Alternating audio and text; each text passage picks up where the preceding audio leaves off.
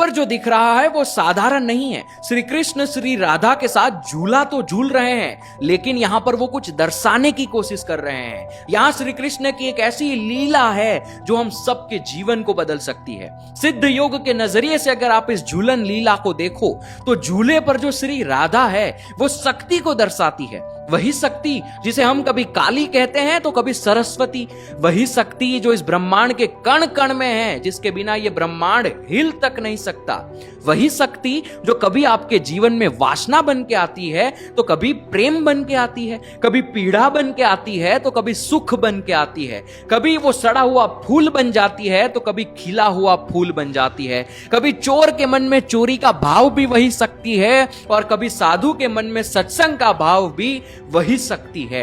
यानी शक्ति यहां पर इस ब्रह्मांड में हर चीज में है। शक्ति ही है जो हर चीज में मैनिफेस्ट होती है, चाहे वो पॉजिटिव हो या नेगेटिव हो, चाहे वो कितनी भद्दी चीज हो या चाहे वो कितनी अच्छी चीज हो। और हमारा जीवन कभी कभी शक्ति खुशियां बन के आती है, कभी कभी शक्ति दुख बन के आती है, कभी झूला इधर होगा कभी झूला उधर होगा। लेकिन यहां श्री कृष्ण कहते हैं कि मैं तो मेरी राधा के साथ यानी शक्ति के साथ झूले पर पकड़ के बैठ गया उनका हाथ। यानी ये स्थिति है जिसे श्री कृष्ण ने स्थित प्रज्ञा नाम दिया है।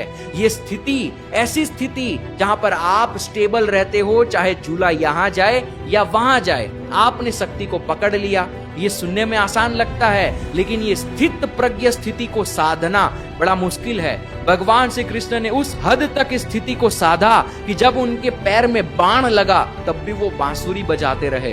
ये है स्थित प्रज्ञा।